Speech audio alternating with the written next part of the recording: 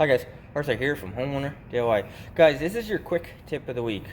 What you see here is silicone on the left and then DAP on the right. Now, silicone and DAP are similar, but they're also a fair bit different. So starting with the silicone on the left, silicone is meant for sealing water, to waterproof something. For a leaking trap or a tub or a shower drain, you're going to use silicone. Something where water is going to be hitting all the time, so like gutters, you're going to use silicone over DAP. Now, the one thing about silicone is it doesn't last very long when it's outside. Generally within like 2 years, silicone is not going to seal anymore, and then you're going to have a leak. Now, DAP. DAP is meant for filling in cracks and crevices. If you're doing baseboard or crown molding, you're going to DAP the joints to make a nice finish and then paint after.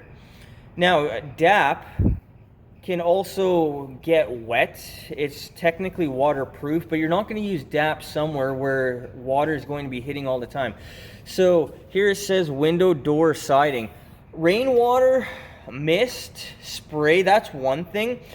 But a shower or a tub where you're going to have a lot of water consistently, you're not going to use DAP. Now, silicone, when it's inside, it'll last for years. I have silicone on my tub and my shower drains, and it's been 10 years, and there's nothing wrong with it. But between the two, one is not better or worse. It's just depending on the application.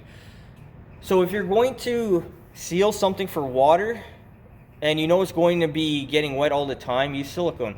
If you want to fill cracks and crevices, keep critters out, then you're going to use DAP. With that in mind, choose the product for your application and you should be good to go. Guys, that is your quick tip of the week.